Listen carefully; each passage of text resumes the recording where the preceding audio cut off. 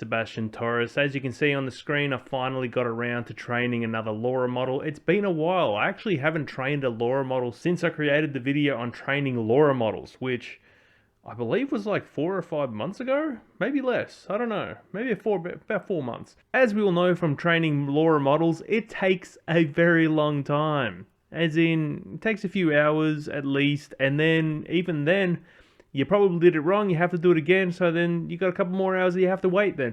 I probably should also put out a video on training a Dream Booth model, but I haven't actually trained my own Dream Booth models yet, so that'll be an interesting experiment. It may be a better option than training Loras. I find that Loras are good for certain things. They're not so consistent when it comes to doing a character. The reason I'm doing this Lora model now is because I want to do at least a small sequence with the same character, and I'm finding that it's not that easy to actually create a sequence if you're doing, let's say, like just random characters.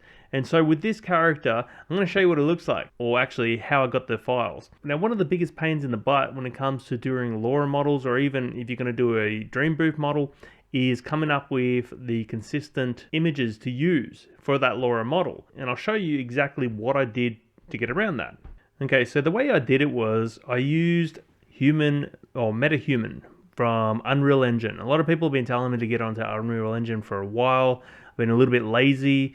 It's not that easy. I thought it would be much more easier than it actually is. It's actually, there's quite a bit of a learning curve with this thing. But then again, there's quite a bit of a learning curve when it comes to Blender as well, so I have to get around to it because it's going to make life so much easier. See, I've tried using I've tried using Human Generator and also a couple of other 3D generators or 3D character models for Blender. The problem with those are, as you can see, like with even the examples that they give you with MetaHuman, the quality is impeccable. And that's exactly what you need for something like Lora's, where you need it to be perfect, or at least look like a human being. And so what I did was, I actually went into MetaHuman and created a human that sort of looked like me. Please wait. This takes a while. The first time you load it up, it is going to take a while. And it's the same with if you're downloading Unreal Engine. I think it's like 25 to 26 gigabytes to download. So I installed that this morning again, and that took a while to get into. Okay, so these are the characters that I created. Let's go into it. So edit. Now, as you can see, the quality isn't that great, but then you can actually turn it up a little bit, and it's not too bad, really. And the good thing is, you can edit it however you want. It's even got my hairline. You can edit it however you like, and then all I did was just take screenshots. So I got rid of this, and you just take screenshots and you change it up a little bit. You know, you got different angles, faces, you know, and you can take screenshots of these, and then that way you can round out. Oh yeah, you can round out your model that way. Another thing that I did was I actually downloaded the character into Unreal Engine. So once I get that going, why does he look like that? There you go.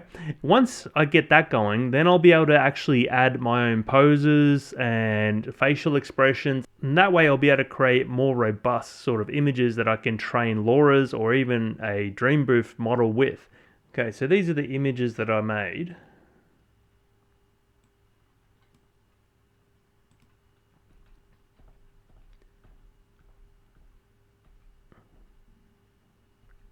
And so the good thing about it is that you can get some really good consistency with it, as opposed to like getting photos or images, like pictures that you draw yourself. Sometimes the consistency isn't that great.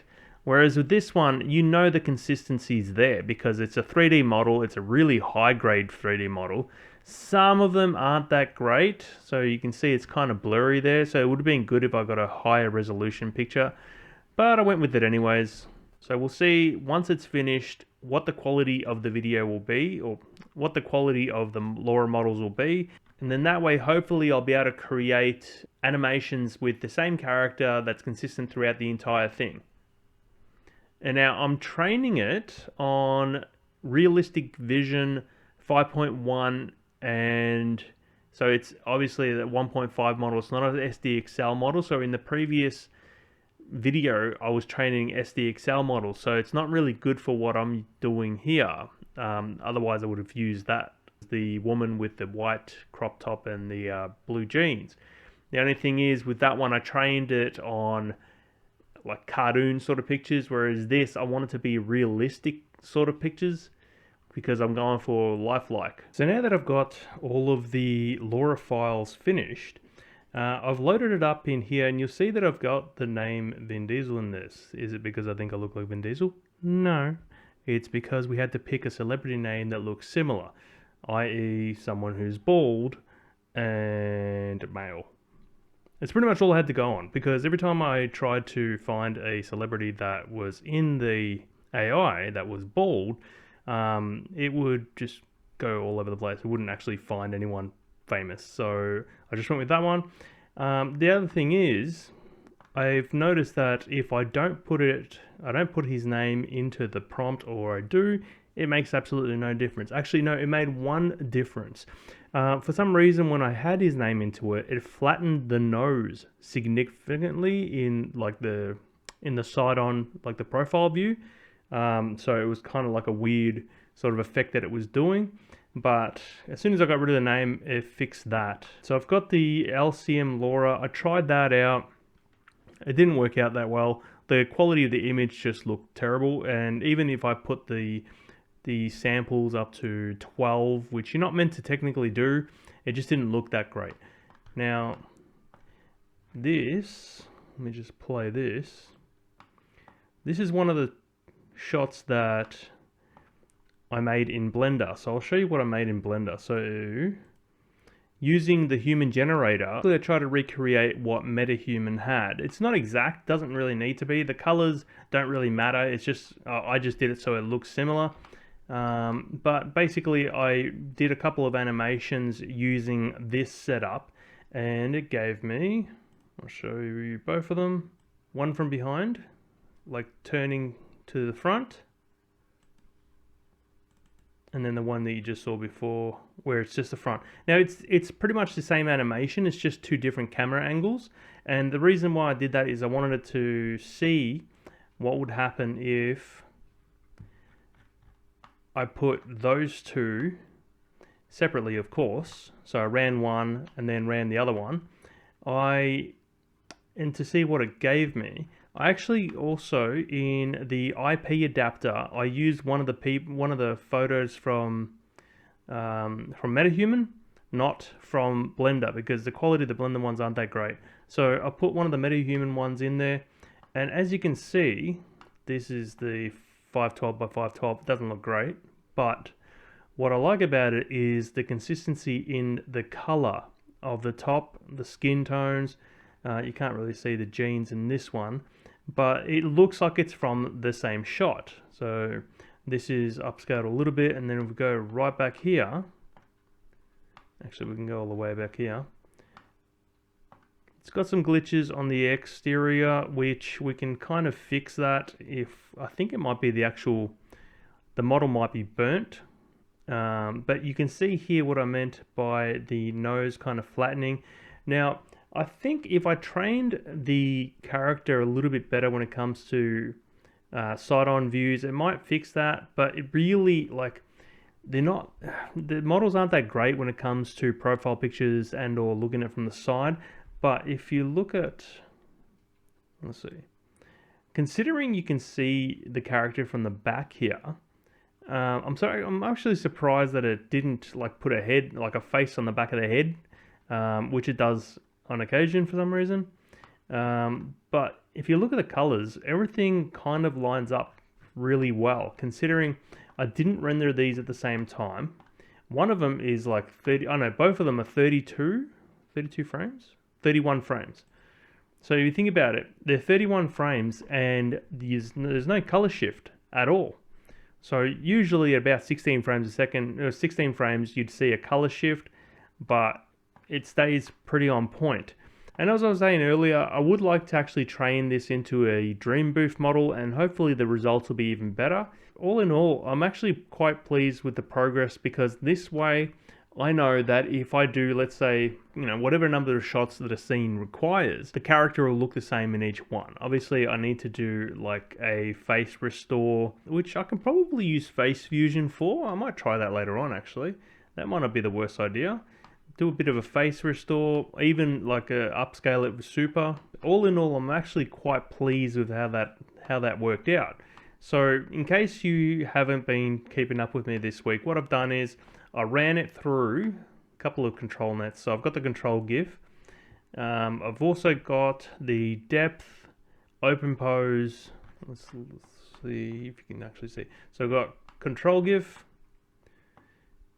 got that depth model, open pose, and line art. And I could have actually exported a depth pass from Blender, but I ended up putting it through anything just as a quick test. And you'll see that the open pose actually picked it up really well.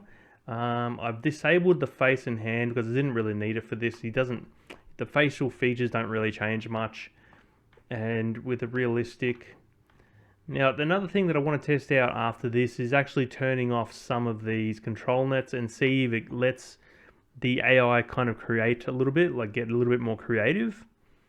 But other than that, I'm actually really happy with that. So I'm going to actually get rid of some of these. I'm going to put that down here. Put that down here, make it a little bit more clear. I can actually delete some of these. These aren't important. Let's just add preview frames just in case, but you don't always need them.